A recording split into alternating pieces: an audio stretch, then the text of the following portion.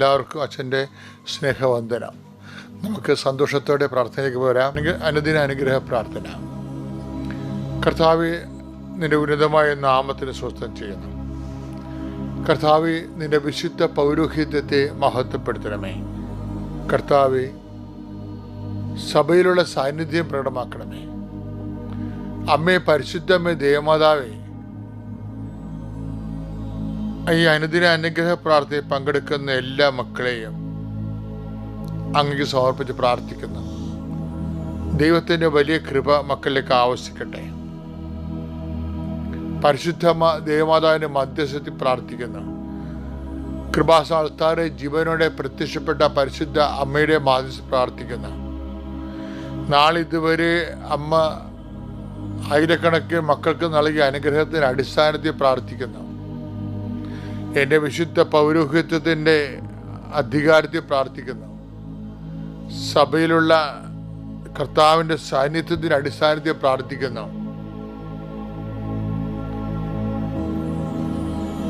നിന്റെ ഹൃദയത്തെ കർത്താവ് ആശീർവദിക്കട്ടെ.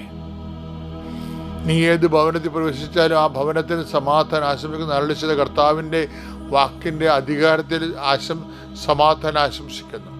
ഈ സമാധാനം നിന്റെ ജീവിതത്തിൻ്റെ വ്യത്യസ്ത മണ്ഡലങ്ങളിൽ നീ അനുഭവിക്കട്ടെ. കർത്താവെ, രോഗബാധിതർക്ക് വേണ്ടി പ്രാർത്ഥിക്കുന്നു. ശയ്യാവലംബികർക്ക് വേണ്ടി പ്രാർത്ഥിക്കുന്നു. കണ്ണിന് കാഴ്ചക്കുറവുള്ളവരും ചെവിക്ക് കേൾവിക്കുള്ളവരും മൂക്കിൽ എപ്പോഴും ദിശ വളരുന്നവരും അടിനോടിന് അസുഖമുള്ളവരെ സമർപ്പിച്ചുകൊണ്ട് പ്രാർത്ഥിക്കുന്നു. എൻ്റെ കർത്താവിൻ്റെ ഉന്നതമായ നാമത്തിൽ, സഭയുടെ അധികാരത്തിൽ, കുരിശിൻ്റെ അടയാളത്തിൽ ഭാരങ്ങൾ, ഭീതികൾ, ഡിപ്രഷൻ പോലുണ്ടാകുന്ന മനസ്സിൻ്റെ അവസാദ രോഗങ്ങൾ യേശുക്രിസ്തു നാമത്തിൽ മഞ്ഞനീര് പോലെ ഒഴുകി മാറട്ടെ എന്ന് പ്രാർത്ഥിക്കുന്നു. കർത്താവേ, ജോലി ഇല്ലാത്തവരുണ്ട്, ജോലി തട്ടിയിട്ട് കിട്ടാത്തവരുണ്ട്, ഉള്ള ജോലി തന്നെ ചെയ്തിട്ട് ആവശ്യമായ ശമ്പളം കിട്ടാത്തവരുണ്ട്, മാസങ്ങളായി ശമ്പളം കിട്ടാത്തവരുണ്ട്. അതൊക്കെയാണ് കർത്താവ് ഞങ്ങളുടെ യഥാർത്ഥ പ്രശ്നങ്ങൾ. അതുകൊണ്ട് കടങ്ങൾ കൂടുന്നു. കുഞ്ഞുങ്ങളുടെ തിരക്കാൻ പറ്റണില്ല, കുടുംബം മെയിൻ്റെനൻസ് ചെയ്യാൻ പറ്റണില്ല. വല്ലാത്തൊരു നാരകീയാവസ്ഥയ്ക്ക് ഒരു കുടുംബത്തിൽ ആരും വന്ന് കയറല്ലേ എന്ന് പ്രാർത്ഥിക്കുന്നു. അനേകം മക്കളുണ്ട്. സ്വർണത്തിന് വില കൂടുന്ന കാരണം പല കല്യാണത്തിന് ആവശ്യമായ സമ്പത്ത് കിട്ടാത്തവരുണ്ട്. പലതരത്തിലുള്ള വിവാഹങ്ങൾ ആലോചിച്ചത് ഉറച്ചിട്ടും അത് നടത്താൻ പറ്റാതിരിക്കുന്ന ആൾക്കാരുണ്ട്. മക്കളെ ഗർഭം ധരിച്ചിട്ടും പ്രസവിക്കാൻ പറ്റാതെ ഡേറ്റ് കിട്ടാതെ ഇരിക്കുന്നവരുണ്ട്. അതിനുപരി പ്രസവം നീണ്ടു പോകുന്നവരുണ്ട്.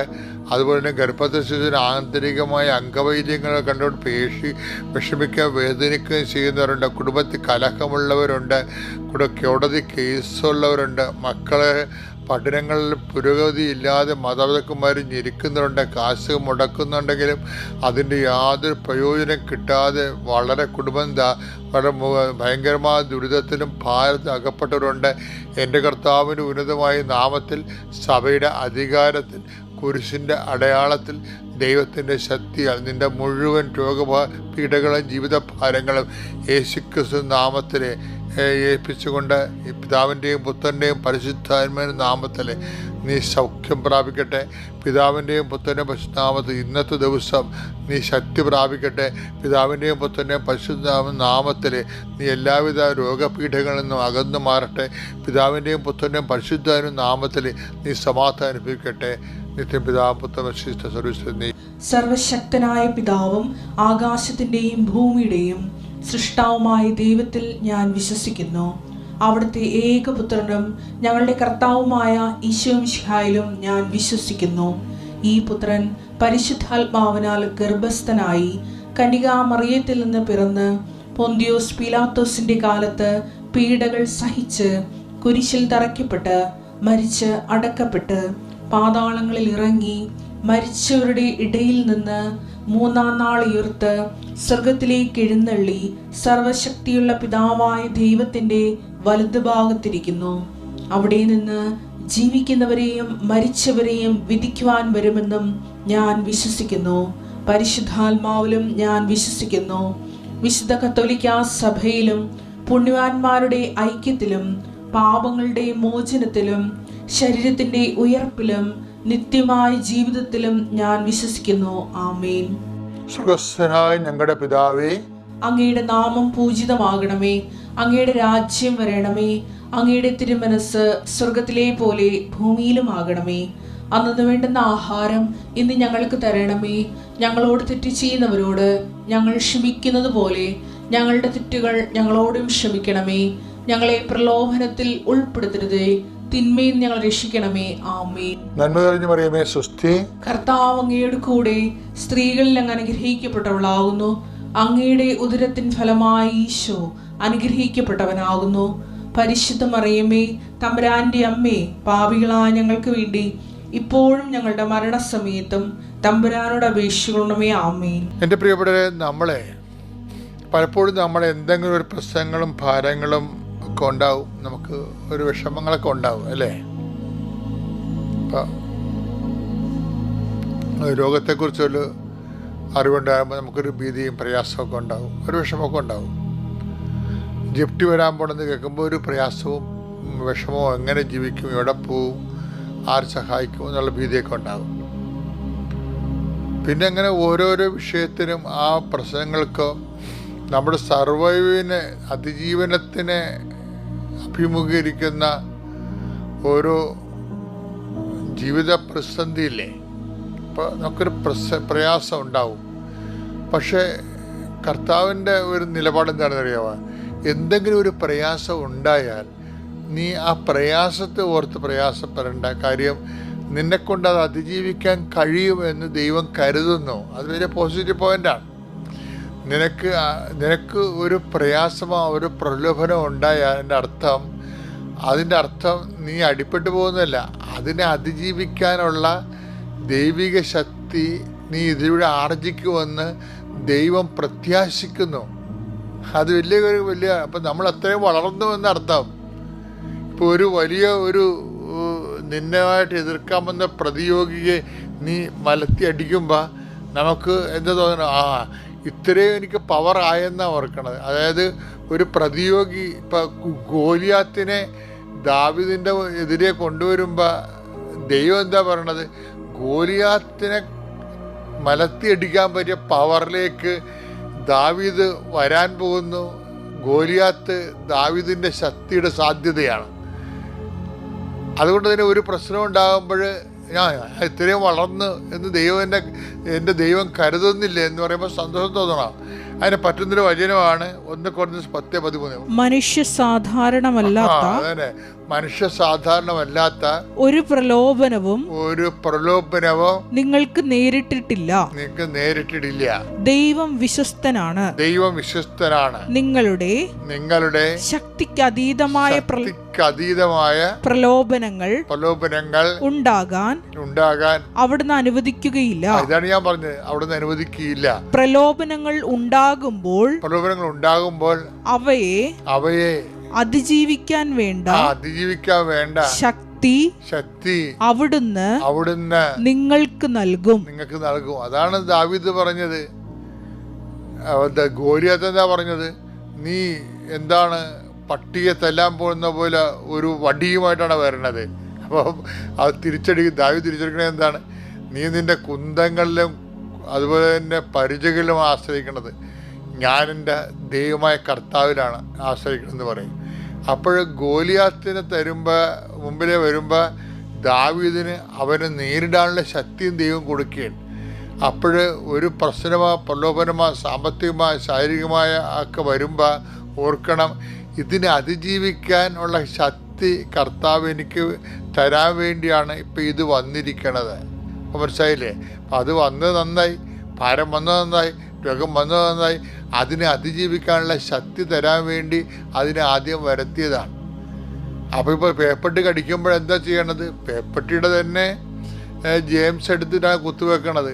പക്ഷേ നേരത്തെ ഉണ്ടായിരുന്ന പേപ്പട്ടിയുടെ ജെയിംസിന് ഈ കുത്തുവെച്ചിരിക്കുന്ന പ്രതിരോധ ജെയിംസ് അതിനെ കീഴടക്കി കളയും. അപ്പോൾ കൃപയുടെ പ്രതിരോധ ശക്തി വർദ്ധിപ്പിക്കാൻ വേണ്ടിയാണ് പ്രലോഭനങ്ങൾ ഉള്ളത്. എന്തൊരു മനോഹരമായ ദൈവാനുഭവമാണ് സുവിശേഷം കാഴ്ചവെക്കുന്നത്. അതുകൊണ്ട് വിശ്വാസി, നീ ഒരു കാരണവശാലും പതറരുത്. ഗോലിയാത്തിനെ കാണുമ്പോൾ ഓർക്കുക, അവരെ കീഴടക്കാനുള്ള ശക്തി ദാവീദ് നൽകി കഴിഞ്ഞുവെന്ന്. അപ്പം നീ ഒരു ദാവീദാണെങ്കിൽ, നിനക്കെതിരെ വന്ന പ്രശ്നം ഗോലിയാത്താണെങ്കിൽ അതിനെ കീഴടക്കാനുള്ള ശക്തി കർത്താവ് തരുന്നതിൻ്റെ സൂചനയാണ് ഈ ഗോലിയാത്തിൻ്റെ ഉദയം. അപ്പോൾ പ്രശ്നങ്ങളിൽ പ്രതിരോധിക്കാനുള്ള ശക്തി ആർജിക്കാൻ പോകുന്നു എന്നുള്ള സുബോധർക്കമായ സുവിശേഷമാണ് ഇന്നത്തെ കൈമാറ്റം. ഇനി നമ്മുടെ ജോബി ആൻ്റണിയുടെ ജീവിതത്തിൽ വരുന്ന സെക്കൻഡ് ഫേസ് എന്ന് വെച്ച് കഴിഞ്ഞാൽ, പെട്ടെന്ന് ഈ ചേട്ടത്തിൻ്റെ കൈ പൊങ്ങിയല്ലോ, അതിനുശേഷം പിന്നെ സംഭവിക്കുന്നത് പെട്ടെന്ന് ഇവർ ആശുപത്രിയിൽ പ്രവേശിപ്പിച്ച ഇവരുടെ മകൻ്റെ ബ്ലഡ് കൗണ്ട് നോർമലാവും. അപ്പോൾ തന്നെ അവൻ അവിടെ നിന്ന് അവനെ ആശുപത്രിയിൽ നിന്ന് ഡിസ്മിസ് ചെയ്യും. പെട്ടെന്നായി സംഭവം. ദാറ്റ് മീൻസ് അപ്പോൾ എന്തിനു വേണ്ടിയാണ് ഈ ഡിങ്കു ഒന്ന് ഈ മകനെ കൊണ്ടുപോയെന്ന് ചോദിച്ചു കഴിഞ്ഞാൽ, ഒന്ന്, നിന്നിൽ നിക്ഷേപിച്ചിരിക്കുന്ന ശക്തി ഉടമ്പടിയിലൂടെ ഞാൻ തിരിച്ചെടുത്തിട്ടില്ല. It is there. നീ തെറ്റിദ്ധരിച്ചിരിക്കുന്നതാണോ, നിനക്കിപ്പോഴും നീ ഉടമ്പടിയിലാണ് എന്ന് പറയാൻ വേണ്ടിയാണ് ഈ ഡെമോൺസ്ട്രേഷൻ വരണത്. ഇതൊരു ഡെമോൺസ്ട്രേഷനാണ്, കവനൻ്റ് ഡെമോൺസ്ട്രേഷൻ. എന്നുവെച്ചാൽ അതിനുശേഷം ഇവർ വീട്ടിൽ പോകും. വീട്ടിൽ പോയപ്പോൾ വേറെ കാലാവസ്ഥ വന്ന് മകനെയും കൊണ്ട് വീട്ടിൽ പോയി. മകനെയും കൊണ്ട് വീട്ടിൽ പോയി പിറ്റേ ദിവസം ഇവർക്ക് ഡെങ്കുവായി സംഭവം. അതായത് ഒരു സ്റ്റോറി പോണ പോക്കുണ്ടല്ലേ, അപ്പോൾ ഇവർക്ക് നമുക്കറിയാലോ, നമ്മുടെ ബോഡിയെ തൊട്ട് കഴിഞ്ഞാൽ നമുക്ക് എല്ലാവരുടെ കാര്യവും നമ്മൾ അന്വേഷിക്കുകയും തിരക്കുകയും പറയുകയും ഒക്കെ ചെയ്യും. പക്ഷേ നമ്മുടെ ബോഡിയെ എന്തെങ്കിലും തൊട്ട് കഴിഞ്ഞാൽ പിന്നെ നമ്മൾ ആടെ കാര്യവും അന്വേഷിക്കത്തില്ല. ഒരു കൊതുക് പറഞ്ഞാൽ പോലും നമ്മൾ അതിനെ തന്തക്ക് വിളിക്കും. അല്ല, ആൾക്കാർക്ക് പനി കയറി കഴിഞ്ഞാലേ ആൾക്കാരുടെയൊക്കെ സ്വഭാവം മാറുമല്ല, അടുക്കത്തില്ല. പക്ഷേ എപ്പോഴും നിങ്ങൾ മനസ്സിലാക്കേണ്ടത്, ഏറ്റവും നിങ്ങൾ ഡെലീറിയം കണ്ടീഷനിൽ ഇരിക്കുമ്പോഴാണ് ഏറ്റവും നിങ്ങൾ എംപവർ ആയിരിക്കുന്നത്. അത് എപ്പോഴും നമ്മൾ ശ്രദ്ധിക്കണം. ഏറ്റവും ഡെലീറിയം, അതായത് ഇപ്പോൾ പണ്ട് എനിക്കൊരു അനുഭവം ഉണ്ടായി.